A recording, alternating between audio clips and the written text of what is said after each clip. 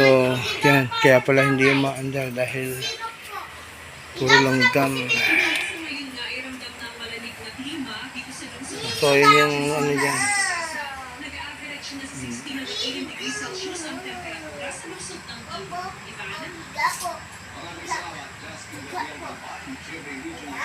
Dami langgam. So, yun yan. Malaki yung chance na board lang ang problem kasi nga nilanggam siya. Yun nga lang, kung magkano yung board na ganito.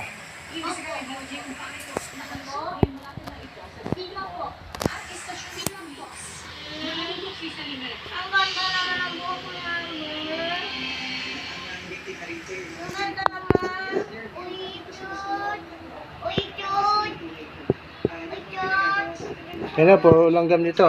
Ito kasi yung IC na nagpapaandar ng motor. Opo. Ito yung inverter IC. So, puro langgam yung ilalim niya. Yan, puro langgam.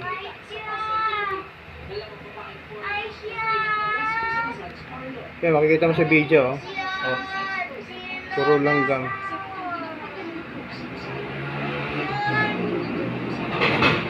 Ito kasi, ibig sabihin, shorted na yung IC na yan. Kaya hindi maandar yung motor mo. Kaya kayo na medyo kumadjot lang siya. So, wala kang makukuhang IC niyan. Kaya ibig sabihin, buong board talaga ang kailangan palitan dyan. Magkano po kaya ganyan? Canvas natin. Pero yung average na experience ko, average siya. Iba't ibang model. Average niya nasa 5,000. Kasi na-encounter ko na yun sa mga customer, umorder sila online, o yun naman may bumili sa service center, 5,000. Yun yung average na price niya.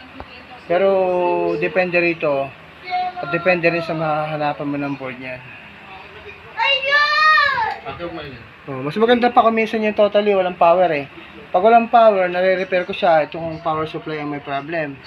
Pero kapag inverter IC ang may problem, ito yun. Wala naman ako makuha niyan. Kaya buong board talaga ang papalitan niya.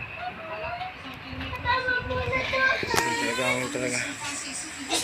Yeah, langgam yan. So, kung napansin niyo na may gumagapang ng mga langgam na papunta sa kanya, yan, dapat ano yun, lagyan niyo. Oo, huwag niyo hayaan na napupunta ng langgam. Tiniran. Dami na ako na check up na ganyan, na langgam ang sumira.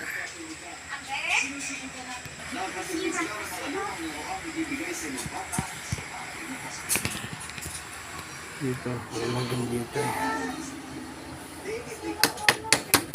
Ayan, pro langgam oh. Nahuhulog oh.